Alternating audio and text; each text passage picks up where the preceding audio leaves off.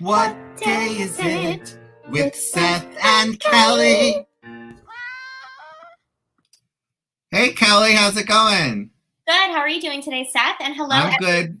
Welcome back, everyone. We have a whole one viewer so far, so hopefully more will join really quickly.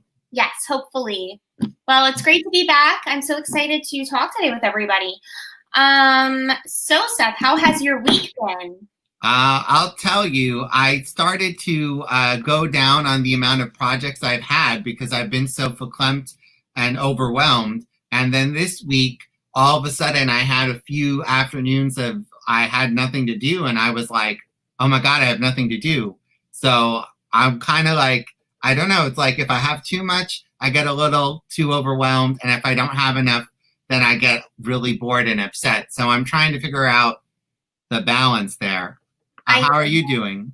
I'm doing good too. Honestly, that's kind of, well, today we're actually talking about productivity, right? Yes. So we're talking about how we've been keeping ourselves busy, especially, it's been quite the challenge during this whole quarantine journey.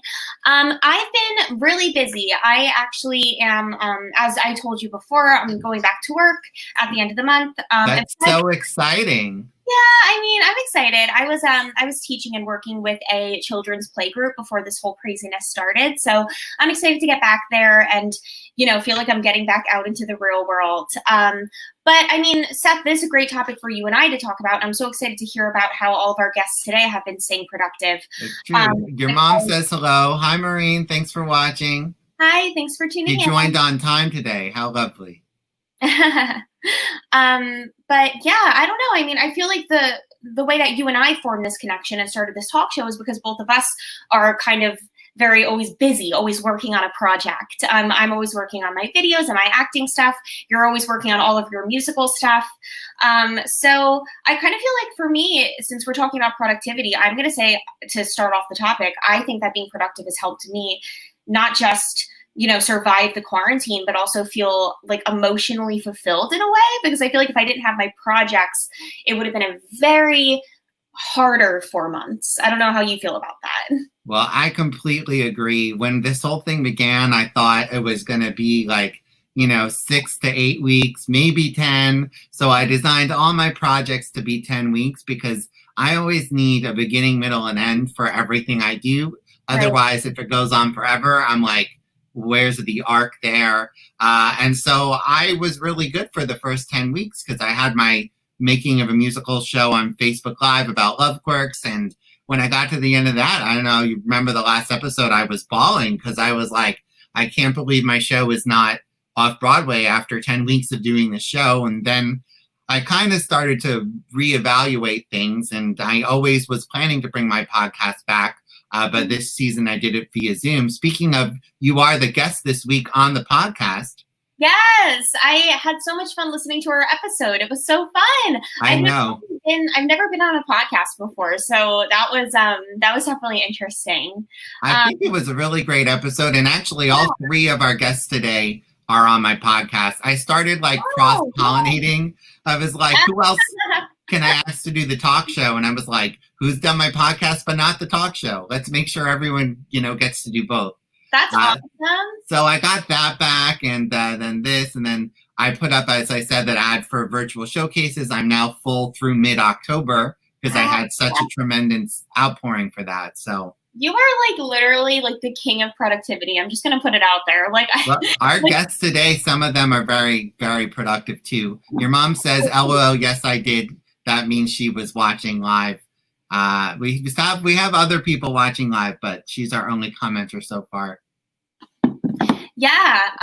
Well, thank you for tuning in, Mom, as always. My mom is so lovely. She always tunes in and checks out our show. But yeah, I'm so excited to talk to our guests today and find out how they've been staying productive. Honestly, I've always been the kind of person where I feel like if I'm not working on something, I feel like I'm going to go crazy. I feel like it's a waste of a day if I haven't done something productive.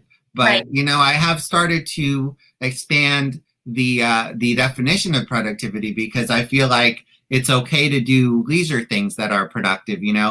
I've been trying to get a crossword puzzle into the New York Times for the last few years. And that to me is a great way to spend a day. I could spend all day trying to write a puzzle. And I, in the middle of working one last night, I was free and I got like 7/9 of it. And the other 2/9 are not working and I might have to start from scratch. And it's like, this crazy. I feel like I wasted all that time, but I was using my brain. And the important thing, I think, is that I kept myself busy.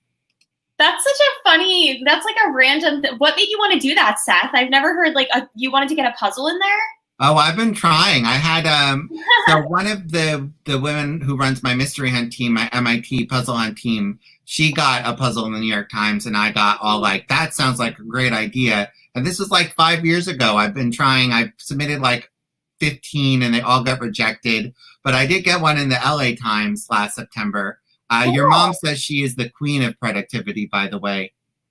Oh, does she mean, Mom, you're the queen of productivity?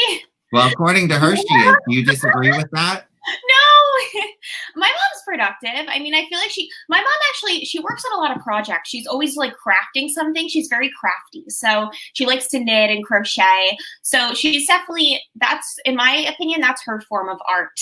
But there's other ways there's all kinds of ways to be productive, not just art wise. And honestly, like, you know, even what you said about your puzzle, you keep trying. And I think just even regardless of what the result is, I think even just the feeling of knowing that you're like putting something out there and expanding yourself creatively, it doesn't matter like what the end result is as long as you keep putting yourself out there. That's at least how I like to view. I mean, I'm so excited to get back to taking acting classes again when life hopefully goes back to normal. Hopefully. I hope things get back to normal at some point because I'm losing steam. You know, for the first few months I've been like going with the flow, and now I'm like I really would like to get back to some semblance of normalcy at some point. Me too. It's crazy. But it's okay, I think, to not be productive too. I think, you know, I consider reading a book productive because I have about 200 books left in my apartment that I haven't read because I keep buying books and thinking I should read this and then not doing it. So I feel like, you know, actually you were saying you had some internet issues today. I did too. My internet went out at 3:00 and I was like, oh my God, we're live in an hour. Like, and my internet went out and I reset the modem and thankfully it worked. But I was like, oh my God. I was scared because I had to actually like turn off my computer and then turn it back on. And I didn't even know if it was going to work. So thank goodness it did just in time. But can you imagine if we didn't have the internet? Like if we didn't have like internet right now, like we couldn't do these talk shows, we couldn't talk to people. Like my friend Rory, who was on our show a few weeks ago, her internet was out for 2 days because some fireworks disrupted like a pole or something in her neighborhood. She had no cable or internet for 2 days. The fireworks! Oh my gosh, really? Oh, how nuts. So crazy. They're still kind of going on too. I feel like I heard them I definitely heard them last night. So crazy. But yeah, I mean, honestly, I feel like this is a great topic to talk about. I feel like we kind of talked about something like this similar at like the very beginning of the season, I guess. Because we were talking about our art a lot, but this is more of a broader, doesn't necessarily have to be what you do for a living. Productivity is anything that kind of gets you through the day and makes you feel like I did something worthwhile. Very true. I mean, for me, even sometimes just getting a workout in, I count that as productivity. Meditating, journaling, like I have a whole list of things that I consider, you know, my productive activities that also just make me feel really good. I think there's, you know, there's something to be said for having the things you could turn to that make you feel like you've accomplished something, especially, you know, during the quarantine where we're forced to just sit around with our thoughts, you know? I hate my thoughts. My thoughts are the worst. I know, me too. I think no one wants to sit around with their thoughts, but yeah, I don't know. I mean, I just think like I'm so grateful that we started this talk show because this has given me something to look forward to every Thursday, and it's been really fun, like planning the topics with you and getting guests on and meeting so many awesome people. So I'm glad that this is a new project that came into my life during the pandemic. I'll always be happy about. I don't know. I agree. Well, speaking of guests, we might as well get to our first guest. So our first guest today is an actor and writer who loves musical theater, dreaming, and nature. Check out the web series Bloomywood at Bloomywood the series on Instagram and now live on YouTube. Please welcome David Meyers. Hey, David, can you hear us now? I did. I went outside. I changed the settings, and I can hear both of you. So if you can hear me, we're in business. All right. Yeah. This Hi. is the problem with the internet. Things like this happen. I'm like, oh my God, we have a guest. He can't hear us, but we fixed it in the nick of time. It's kind of funny. I feel like we've had so many situations where we've fixed things in the nick of time. So thanks for being here with us, David. We're so glad everything worked out. Tell us a little bit about how have you been holding up during this whole crazy time? So I'm calling you from the middle of. I'm right near LAX, so maybe I'll get on a flight. So I was holding up really well, and then I'm a big exerciser and just being outdoors and active person. And then, hi, Maureen. And then I hurt my leg, which was kind of devastating. It really hurt it badly. Well, people always tell me to break a leg, but I never do. Oh my God. I didn't break a leg. I tore a muscle.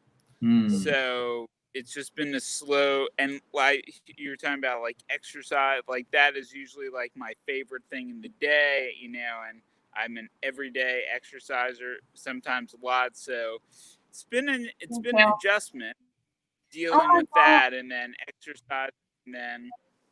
So the past month or two hasn't been great, but before then I was actually kind of enjoying myself. So. Oh my gosh, I connect to that so much. I actually broke 2 fingers on my right hand. Like I think it was last summer, and I was cocktail serving at the time, and I had to move back to Pennsylvania because I couldn't even do anything. I had to learn how to redo everything because I write with my right hand, and just it's interesting how much you realize we need those things, so I can't even imagine how hard that must have been for you, especially being a really active person. I'd be going stir crazy for sure. Yes, I was, but then that kept making everything worse because then it wouldn't heal. So I'm trying to find the balance of what will make me not go stir crazy and then heal together. So I'm actually in front of the doctor's office now. So. Yeah, the timing. You got this last minute appointment, and so David is going to miss our roundtable at the end. It's very sad. Oh, well. Possibly. Well, maybe it'll be a really fast appointment. Yeah. Probably really slow is the answer, but. Well, since you're here, why don't you tell us about your new Instagram series, Bloomywood? Yeah, so I'm actually really excited about that. It is not live on YouTube because we were going to start rolling it out at the beginning of June, and then amid all the protests and the big discussion going on, we just thought this is not the time to do this. People won't be interested in this. So we're hoping to release it starting next month in August. And it's pretty short, micro episodes. They're like 2 minutes each. It's probably one of my favorite things I've ever done. We've got an amazing reaction. We got a press agent who agreed to take us on pro bono at a major firm because she saw it and loved it. So, oh wow, other people feel the same way. So our trailer is up because we posted that up to Instagram right before we decided to freeze everything. So if you go to Bloomywood, the series on Instagram, it's just a 1-minute trailer. The episodes are really short. They're 2 minutes to 3 minutes each, built for the 2020 zero attention span demographic. And it's about an actor and writer who moves to Los Angeles from his mother's basement in New York, determined to make a movie about his life, and nothing will stop him. So he's just resilient and refuses to take no, and either delusional or optimistic. It kind of sounds like my life. I've been called both delusional and optimistic. Same. And Oh, that we really think like a friend of mine who has created a few TV shows out in LA has seen them all and loves it. He's like, oh, people will like this in the industry, but he's like, anyone who's like ever chased a dream can relate to this. So that's I so don't know. We're cool. hoping they do. So Well, the that's episode, wonderful. so the episodes are each 2 minutes. That's crazy. So how do you feel? I mean, you're an actor, right? So is this kind of new for you? Have you done shorter videos before? Is this like a new format you're not used to?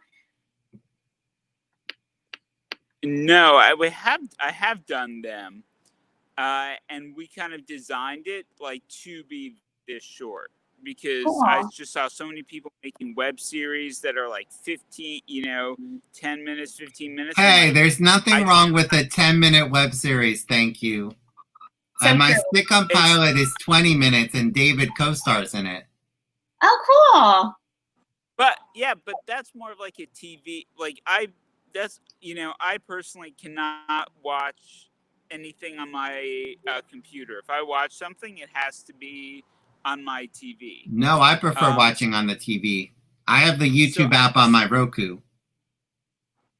I know people do watch everything on their phone, but I see a lot of people making like 10-minute, 12-minute web series. I'm like, I can't remember the last time I sat, maybe sometimes on YouTube, but we just felt like 2 to 3 minutes. Like everyone has 2 minutes, Yeah. Even getting people to watch some of the episodes just to say, hey, this is 2 minutes. It feels a lot better than, will you watch my web, sending them a 20-minute thing. So Yeah. Or an hour-long talk show. Not that a 20-minute thing isn't worth it, but like you said, like people just have zero, much shorter attention spans. Yeah, that's true. Well, your episode on my podcast is 90 minutes. Oh my God. Well, once you get me talking about musical theater. Yeah, he did an episode on Sondheim. It's coming out in a few weeks. Oh, cool. Wait, so you have a background in musical theater? I do. That's my like first and probably chief love of that's how I got interested in acting, and sadly I just did not sing well enough to do it professionally. But I think sometimes it's better not to do what you love in a way, because then I have no like professional disappointments, that obviously, yes, I'd like to be in musicals, but I never really pursued it so it's nice. Does that make sense? Yeah, absolutely. But just like to love something and not, because acting and writing, I've been marginally successful in both. And then, David was on the show LA to Vegas on Fox. Oh, wow, that's so awesome. So cool. Well, honestly, and he did a Lifetime movie, but didn't tell anyone about it, and then I couldn't find it. It's probably just what it was about, a killer nanny. So, oh my God, I watched it. I love those movies. Graphic. That actually sounds interesting. I think having a musical theater background is amazing for actors, though. I mean, I have a musical theater background too, and I actually went the more TV and film route as well. That's what I'm trying to do now, but I'll always be grateful for it. I mean, because I used to have a lot of anxiety, and that was the first thing that made me feel kind of confident to express myself artistically in front of people. So theater will always be a part of you. Once a musical theater person, always a musical theater person. That's what I think, at least. I agree. Yeah, absolutely. And it could always be in your heart, whether you're on the stage or on film. How did you discover your love of acting? Well, theater, but what kind of made you want to go in that direction? It was just seeing it. I said the two shows would be Peter Pan. My mom took me when I was a little kid, and I told her I wanted to see it again, and she said we can, because these tickets were very expensive. I still remember it was with Kathy Rigby, her like flying out over the audience at the end. And then the other one was seeing the revival of A Funny Thing Happened on the Way to the Forum with Nathan Lane. I still remember where I sat in the St. James Theater the first time I saw it. I subsequently saw it, I think, 2 more times, maybe 3. I'm pretty sure I sat in the very back row when I saw that, which is the same exact row I saw the producers from. We sat like middle of the orchestra, like the middle of the left side of the orchestra, and I just was like, this is the greatest thing I've ever. Someone I know did a TV show with Nathan Lane out here, and it's funny. I've just, through my acting and writing, I've been lucky enough, to see, TV people, and there's a big TV actress interested in one of my plays. I was like, whatever, I don't, she has like 3 million Instagram followers. She won a People's Choice Award. She's been on all the shows. I'm like, whatever. And then I heard she was in the revival of A Little Night Music on Broadway. It's like, I want to like talk to this person. So I thought, it was so cool that he got to meet Nathan Lane, even though I heard he's not the nicest person, which I believe, but he's probably like one of my favorite actors. That's awesome. It's so great to have those memories too that bring you back to when you first like fell in love with the art. Yes. Because I have similar, I think everyone has that moment, where you see someone doing something and you're like, yes, that's it. That's what I want to do, So that's really beautiful. What advice, since we're talking about productivity, what advice would you give to people on staying productive when they feel that they don't have their inspiration? Because I think like all artists and, everyone in general, I feel like you have to be inspired to really, do something productive, So when you're feeling kind of down and not up to it, what advice would you give to people? I'm actually trying to figure this out myself because we were talking in the waiting room about productivity, and I think Seth kind of invited me on because I'm usually very productive, and I'm at the point now where I had like so many I had a play that had all these big names attached, like had a Broadway director, like an Oscar nominee, and like that kind of got stuck. I had a show that a TV director was like pitching to Netflix, that kind of got stuck. Yeah. I had an adaptation of a play that people were interested in. So basically everything like had gotten really far and like was stuck. And everyone's like, well, just keep going. Eventually like one thing will. And I just found myself like constantly churning out stuff, hoping that would be the next thing. And I was like, well, this isn't making me happy. And I don't love all these things. So the answer I'm giving myself now is that, I don't think the answer is to stop, because I think that's what makes an artist different from a hobbyist, right? Because the hobbyist goes, oh, I don't feel like doing it. When the feeling strikes, that's when I'll do it. That person is almost never going to finish anything or do anything. So I'm trying to figure out that balance between being productive and not waiting for inspiration to strike, but then also not, this can be a very difficult lifestyle, as you both know. So if it's not making us happy, there's 0 point to do it. Mm-hmm. So I guess for me, the advice I give is the advice I'm trying to give myself. Just check in with yourself and really just find that balance of pursuing things you love versus the fact that you need to keep making art. Otherwise, you're going to just, slow down and die artistically. So, well, on that lovely note, we're going to let you go to your appointment. Hopefully you'll be back for a round table. Yes, I'm going to try and check in for the round table. Yeah, if you're back, we'll bring you on. So thank you so much, David. All right. This was so much fun. Thank you. Moving on to our second guest. Okay, so our next guest today is an award-winning performer, producer, editor, and creator. The Yale alum co-founded Good Porpoise Productions, which creates socially conscious narrative films, mini documentaries about nonprofit organizations, and the critically acclaimed digital comedy series Redheads Anonymous. She has appeared on screen in the TV shows Bull and FBI on CBS and Daredevil on Netflix, in stage productions at Signature Arts Nova Ars Nova, in with Shakespeare and the Williamstown Theater Festival, and in voiceover for WeWork, IBM, and Rockstar Games, among others. She has been honored as one of Take the Lead's 50 Women Can Change the World in Entertainment and Media. And when she's not performing, producing, or causing redheaded mischief, she runs a monthly gathering for women entrepreneurs in the entertainment industry. Please welcome Elisabeth Ness. Hey, Elisabeth, how's it going? Hey, going well. How are you guys? We're good. Thanks for meeting with us today, Elisabeth. Yeah. So tell us, of course. So tell us a little bit, how have you been feeling during this whole crazy pandemic experience in this crazy world we live in now? Well, I mean, first I wasn't feeling so great because I had COVID. Oh my gosh. Do not recommend that to anyone. Don't get it. It's not fun.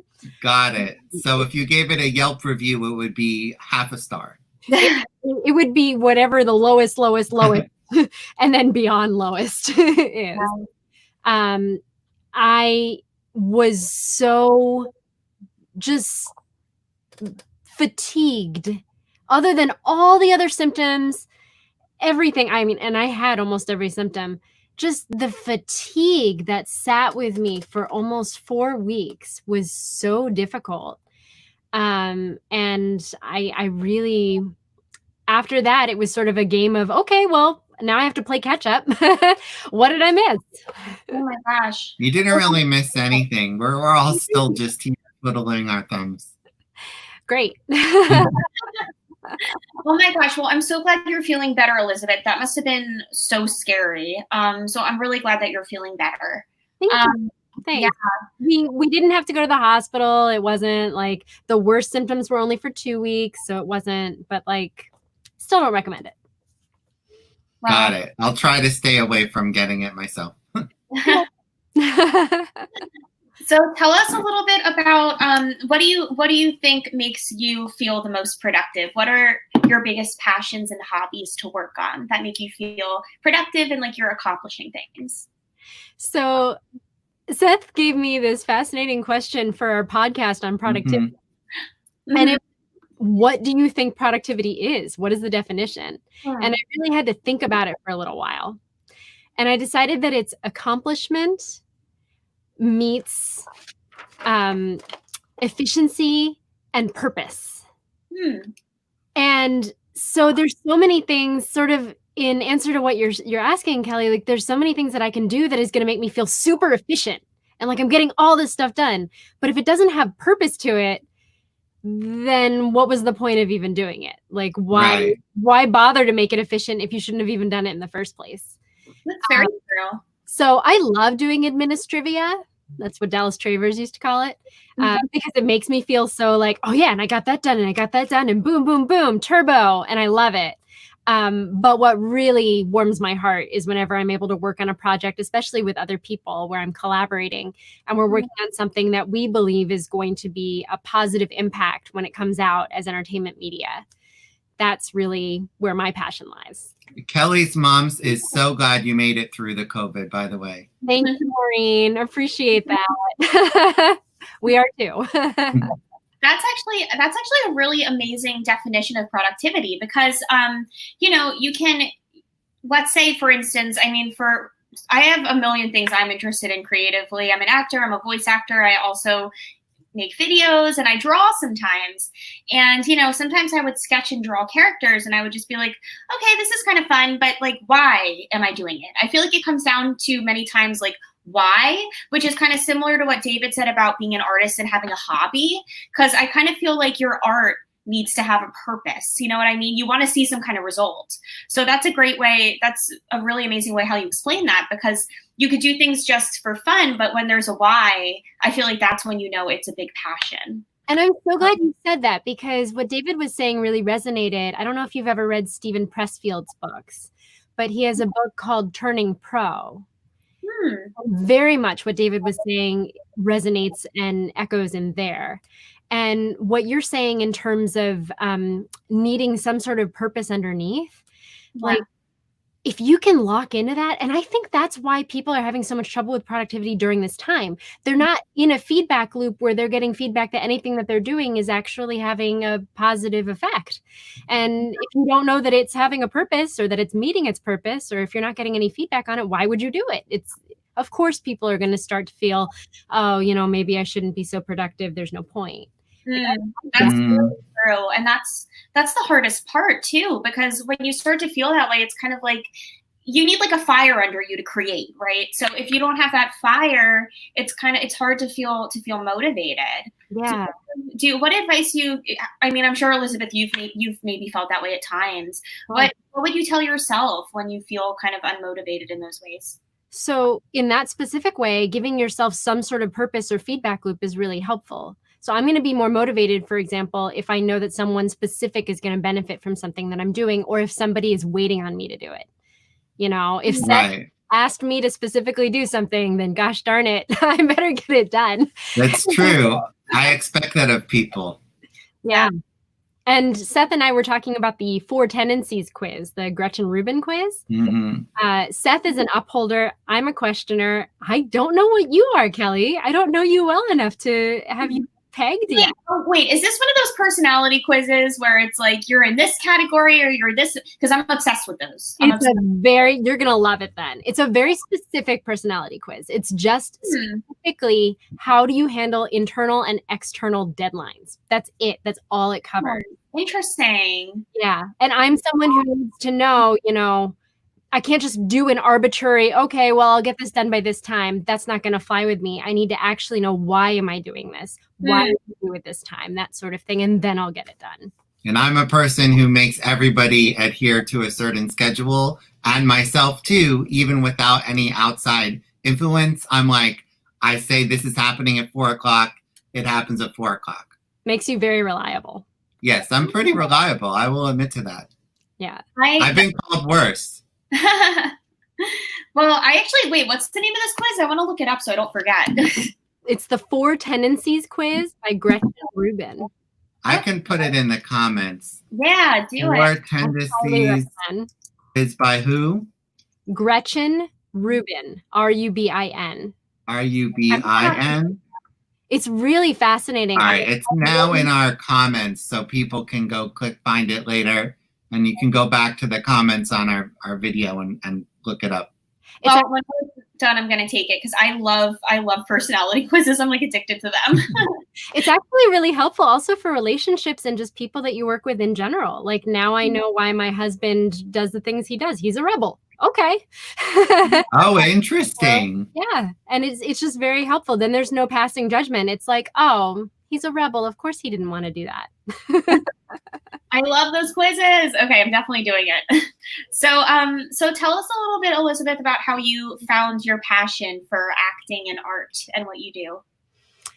So I was always a performer. And in fact, when I called my parents on the phone summer before the end of my senior year, and I said them, actually, I think what I'm going to do is I'm going to go into performing. They were like, oh, well, we're glad you finally figured that out. We've known that about you your whole life. My parents were not thrilled when I figured that out. Oh, were they not? Oh, No. I've been really supportive, which I'm so grateful for. But the main through line for me that I did know about that was conscious for me was I went to this writing camp one summer in high school. And as an outing, all of us went to a performance of the Neo-Futurists, Too Much Light Makes the Baby Go Blind. I've seen a lot of neo-futurist stuff. Yeah. So this one particular performance they had was about LGBTQ issues. And some members of our group, one in particular, was homophobic. And he sat through this entire performance, which involved, I think, 60 different short improvised plays on the subject.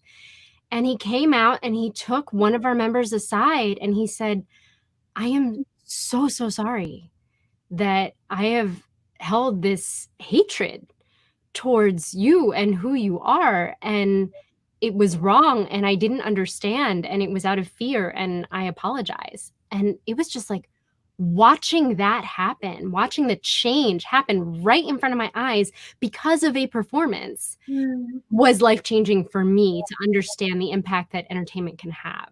Wow. That's so, sorry. That's so beautiful. Oh my gosh. That's so true too. Like art can make a difference. Performances can make a difference. They give everybody a voice. And that's beautiful that you actually saw that happen. Yeah. Wow. Yeah. That's amazing. So you kind of, so what have you, in terms of acting and everything, what have you done? Have you started with theater, or what was like your first step in starting that whole path? So I'm really glad you asked that, because I was a musical theater girl, just like you were talking about earlier. Yay, musical theater people. I feel like all my friends are just musical theater people. Yeah, we have a lot on the show, a lot. Sometimes we hide it, but then Hamilton comes out and we gotta show our truth. Yeah. But what happened was I actually broke my foot on a national tour. So towards what David was saying, that ended up being one of the points in my life where I felt my least powerful. I felt absolutely powerless. It was 3 weeks before we were supposed to perform at Radio City Music Hall. And the light was just taken out. And I just said, well, I can't not perform. I have to find a way to still perform without a foot. So I learned how to do voiceover. I learned how to perform on film and television. I learned how to host and use teleprompter and do industrials. And I got to know straight plays better, which I didn't know very well before that. And all of a sudden I had all of these other avenues of income and interests and skills that I could rely on, and that I have relied on since then, very much so. So the least powerful moment in my life became what would become the most powerful moment by creating and collaborating on these other sorts of projects. That's so inspirational. Wow. Yeah, that really is. I always say to people, versatility is great. The more boxes you check when you have a resume and people are looking for things, the more you can take other gigs. Yeah. Definitely. And it's especially helpful so that you're not relying on, all of your body parts to be functioning. That's true. Bodies don't always function. Another sad note to end on, but we're going to move on to our third guest. We'll bring you back at the end for our roundtable, though. Thank you so much, Elisabeth. Thanks, Elisabeth. That was really, really inspiring. That was really inspiring. Lots of broken bone stories. Yes. We'll see if our final guest has some too.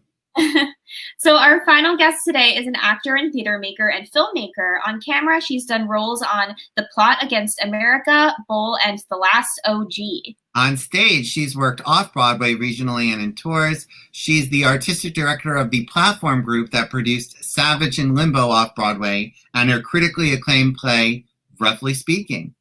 Her films have screened at over 50 film festivals. Her film, Joe, is available on Amazon, Safi TV, and Tubi TV, and her pandemic sketch comedy TV show, The Homemade Sketch Show, can be found on YouTube and soon Tubi TV. She was the owner of a pet turtle named Tchaikovsky for 25 years. She has a bigger collection of tea than you, and lately she's been practicing aerial yoga on her hammock at home. Her daily challenges include not bumping into the same corner of her cabinets every day, finding ways to be active in a pandemic, and doing the dishes. Please welcome Shara Ashley Zeiger. Hey, Shara, how's it going? Hi, you guys were asking about being creative, being multitasking and productive. So while you were doing that, I was working on my scarf, so I'm just going to put that away right now. Oh, I love it. I love props. Props are the best things about virtual shows, props and pets. Yes. Wait, you're making a scarf, like knitting? Yep. It's taking me forever because this is like the first like real thing I've been knitting, but it's really twice as long. So it's probably going to be more like a blanket that I'm going to wear as a scarf. But always good to have. Well, it's always good to keep yourself covered. Yeah. That was a blanket statement right there. That was amazing. That was amazing. Thank you. Well, my mom actually loves to knit and crochet, so you have something in common with her. Cool. So thanks for being with us today, Shara. So as I've been asking all the guests today, how have you been surviving the crazy 2020 whole experience?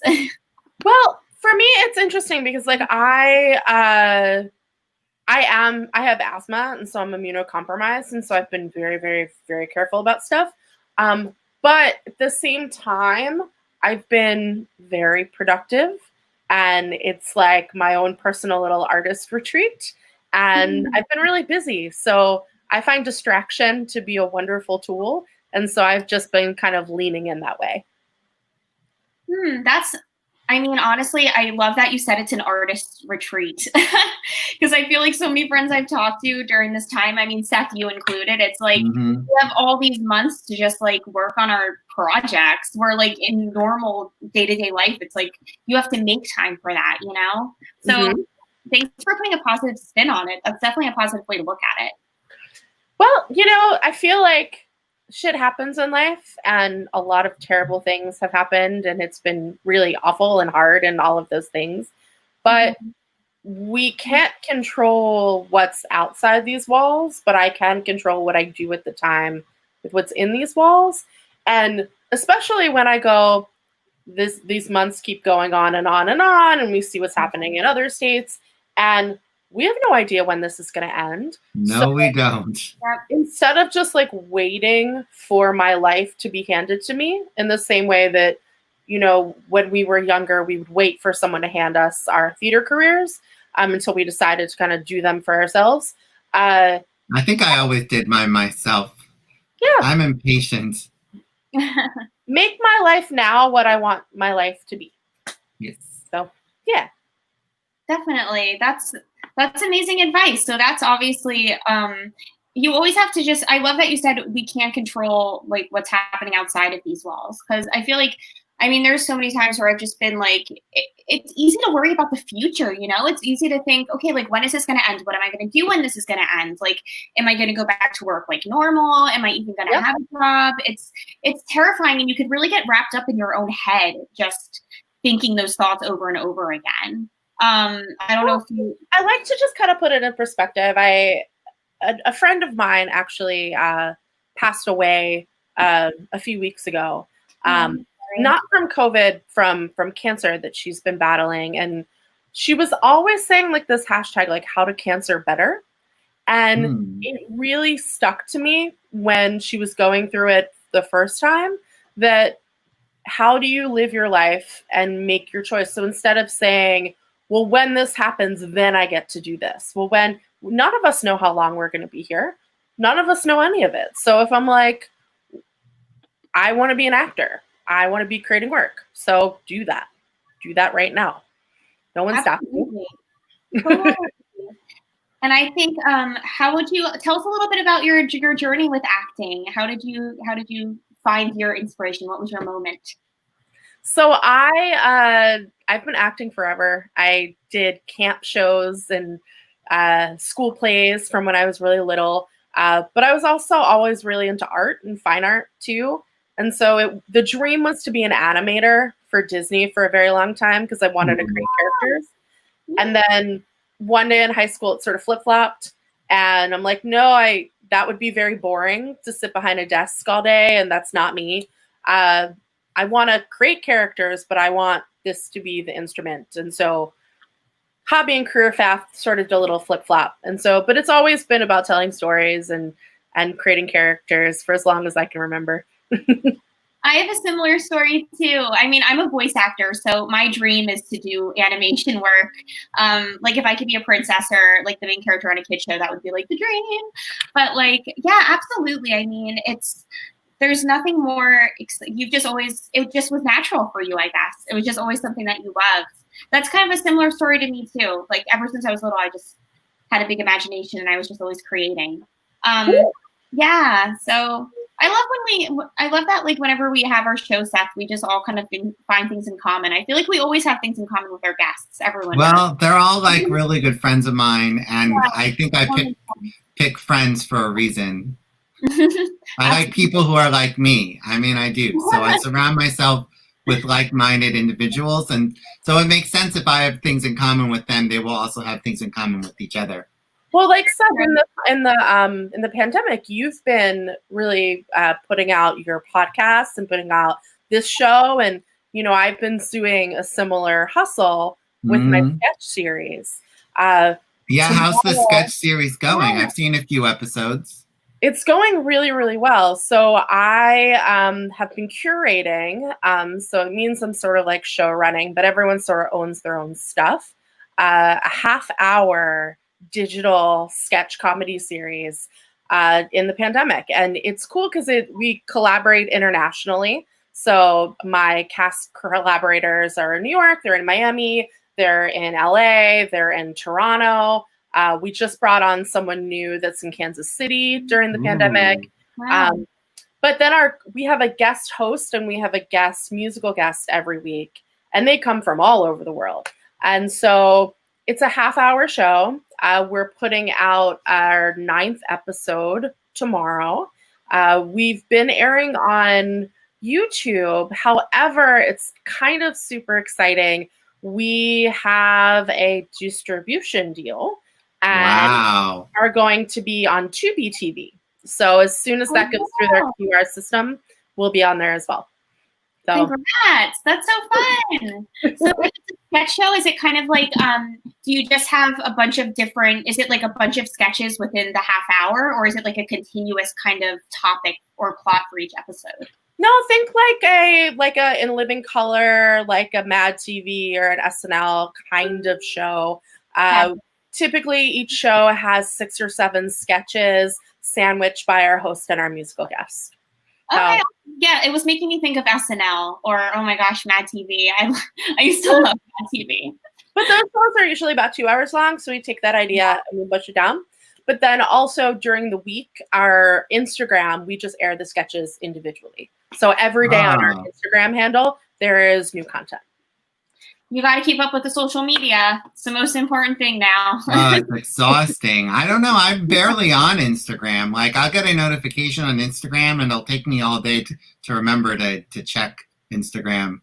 Because I can't do it on the computer. If I could do it on the computer, I would be on it all day like Facebook. But I just don't like it. It's all phone-based.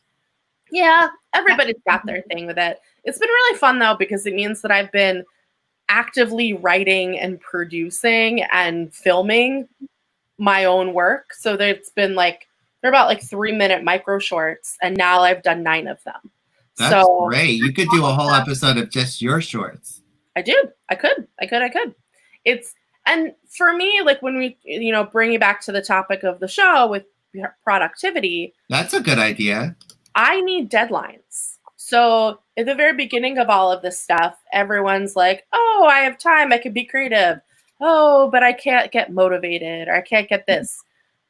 I'm the same way. I'm human, just like everyone else. But for me, if you say, no, you need to turn things into your editor on Wednesdays for a Friday show, and you're leading a team that's doing that, then I'm going to meet my deadlines every week. I agree. Anything. I love deadlines. I've made a whole schedule for the whole summer, and I adhere to that. That's because I'm an upholder or an uplifter. No, I think it was upholder. Oh, is that the quiz? The person? Yes. I took that quiz. I'm probably a workhorse. I don't remember what the other 2 are. Yeah, deadlines are definitely super important. But sometimes, especially with everything being closed and shut down now, we don't have those deadlines as often. So what would you say, how do you motivate yourself when you're feeling a little bit, when you don't have that deadline to meet? How do you give yourself I give myself the deadline. Mm-hmm. I created the show and I created the infrastructure that said I needed to give myself deadlines. So I do that. It makes you accountable when you bring other people on board. Absolutely. On Monday nights, I'm in a writers group with a couple people, and we meet on Zoom internationally. And, I'm working on a feature and a pilot right now. And I have the days that my stuff's being read and I need to be present, and I need to have pages done by then. If I didn't have that, it would never get done. Just like I'm in post on another short right now called I Mustache You, and I hope we have festivals next year. We'll see if that happens. But I hope so. you know, I'm looking at Sundance's early deadline. That's when I need to have my film done. Yep. That makes sense. All right, well, we are ready for our roundtable. Unfortunately, David is not back from his appointment, but I will bring Elisabeth back since we were talking about the test again. Oh, wait, it's this way. Sorry. I was like, who's on the screen right now? Yeah, I waved down here. Oh my god, it's so funny getting used to this. It's like, where is everybody? So our roundtable questions, we kind of just ask, like, they're just kind of random, fun questions that we like to ask all our guests just to end the show on like a bright, positive note. So the first one, I guess who's going first? Yeah, why don't you do the first one? Sorry, I forgot to label them. Oh, it's okay. You do 1 and 3 and I'll do 2. Okay, I'll do all right. So the first one is, what is your go-to relaxing activity? Honestly, for me, I would say I do love to meditate. That's something that's always been very positive for me. I like to just kind of sit there and just kind of focus on different positive mantras that I give myself. And I also am kind of a video game nerd, so I love to play video games to just escape reality for a little bit. What about you, Shara? I'm an episodic binge junkie, so I definitely chill out by going into other people's worlds and escaping in those. I also, when I'm really, really stressed out, there's nothing that beats a really good bubble bath. So true. So true. You do like oils and stuff? I throw all that stuff in there.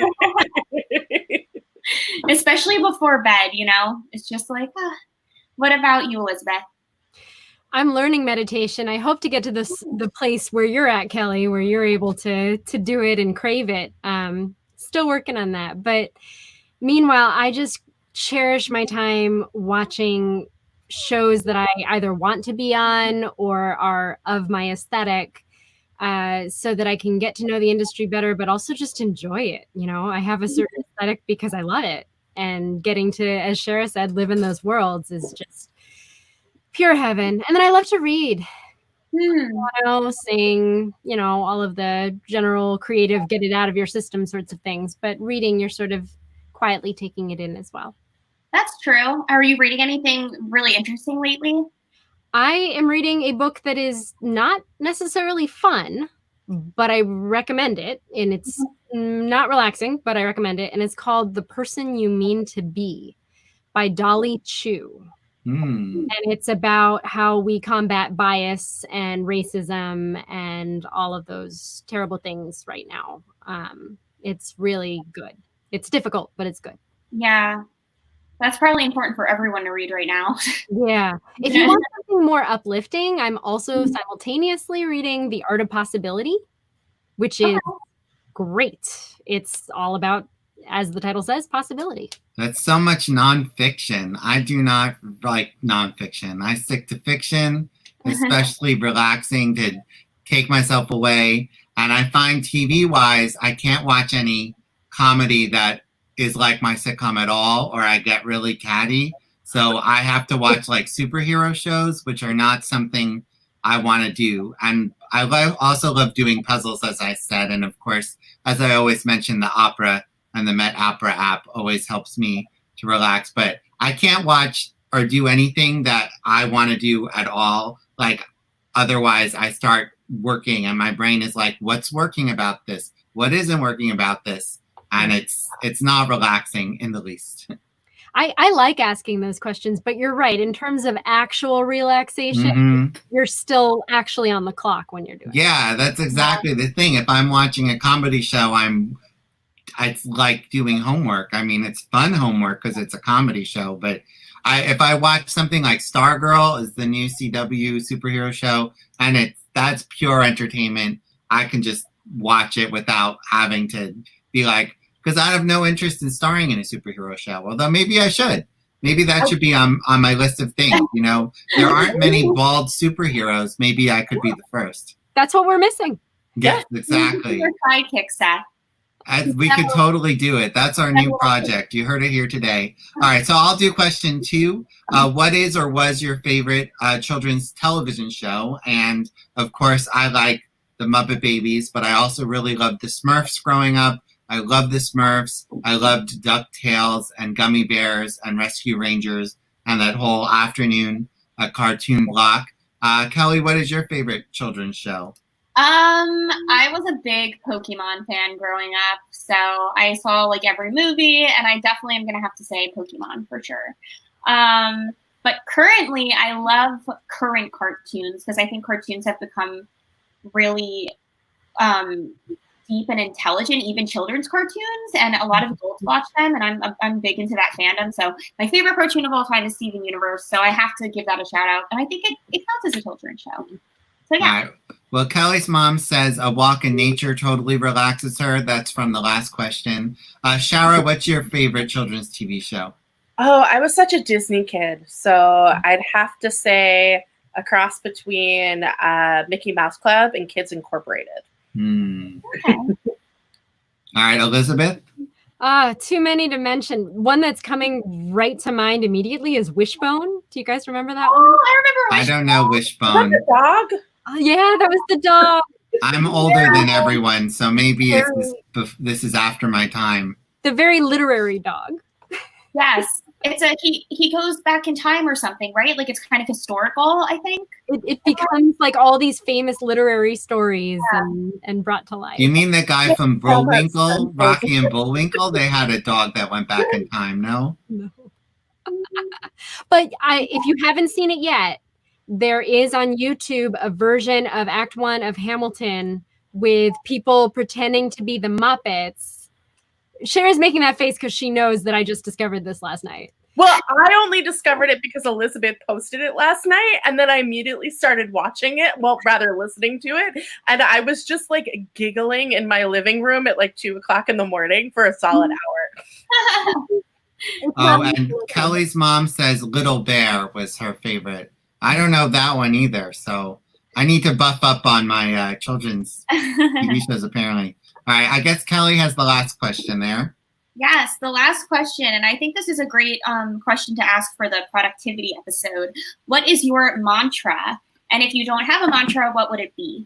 I mean, mine is honestly my mantra is like let out your inner weirdo. I'm very passionate about I'm a YouTuber, so I'm very passionate about kind of just trying to inspire people to be who they are, no matter how quirky that is. Seth is letting out his inner weirdo right That's now. Gonzo. He's the biggest weirdo of them all. Gonzo plays Burr. Oh, really? Oh, let me see. He's cute, Seth. So yeah, I don't know. That would be mine. Just be yourself, no matter how quirky and out there that is. Life is too short not to. What about you, Shara? You know, it's not really my mantra, but it's Dory's mantra, and it always pops into my head whenever I feel like I need it, and it's just keep swimming. Yeah. Just keep swimming. Such a good one. I have great news. David is back just in time for our final question. I'm back. Oh, hi, David. How was your appointment? I also just basically it was useless. It was a consultation, so I have to come back next week to do what should have happened today. So Oh, that's I annoying. just want to say really quickly, I've seen Redheads Anonymous. I didn't realize that was you. So Thank you. Yay, that's wonderful. Well, I'm gonna have to check out. I didn't even remember where, but as soon as your thing started, it's like, oh my God, I've seen that. So All right, well, Awesome. Kelly's mom says live every day as if you're last. And the question, David, is what is your mantra? And we are at Elisabeth, and then we'll do David. So I don't know about mantra, but I definitely always include at the bottom of my email, trying to remind myself as well as others, be the change that you wish to see in the world. That's a mantra. So I guess that's my mantra now. Be the change. Yeah. That would make me a quarter. I would like to be a quarter. All right. David, do you have a mantra? I do. It is try to find the happiness in every day. Oh. I love that mantra, especially because sometimes you do have to look for it. Yes. Yes. All right, well, I was going to say which really works for this episode. I say, why put off till tomorrow what you can do today? Which is the opposite of the saying, why do today when you could do tomorrow? But if I have time, I'm always like, I have an hour. What else can I do to get ahead of the game right now? And that is what I would say. David, if you'd like to answer our other two questions real quickly, what is your go-to relaxing activity? Usually it is exercise. And then with the I've been trying to find other ways to exercise, but some sort of physical activity is probably my favorite thing in the world. So. And then the other question you missed is, what is your favorite children's television show? Zoobilee Zoo. Does anyone remember Zoobilee Zoo? Wasn't Ben Vereen in that? Ben Vereen was in that. Yeah. Not many people remember that show. I think I'm too old for that one, too. I'm showing my age. I'm older than everyone today. Seth, what was your answer? Oh, I said the Smurfs. I love the Smurfs. That was a good cartoon. Yeah, I went to when I was in Brussels last summer, I went to the comic book museum. They have a whole Smurf section about how the Smurfs were created because they're from Belgium. You need to go to Geneva, Switzerland, because there is an entire Smurf recreation village. Really? Yes. I didn't realize that. Geneva, I didn't do. I did most of Switzerland on that same trip, but Geneva is so close to France, and we didn't do Geneva. But maybe I'll add that to my list when I do south of France, north of Spain, and Andorra. Maybe I'll try to do Geneva. I hope I can travel again. One of these days. One of these days. All right. Well, I think that's everything. I'm so glad David made it back just in the nick of time. Yeah. Yeah, it worked out. Sometimes in life things work out. On rare occasion. On rare occasions. All right. Well, thank you to our guests, Shara, Elisabeth, and David. Yeah, thank you so much, guys. Such great advice from everybody. All right. We'll take them out.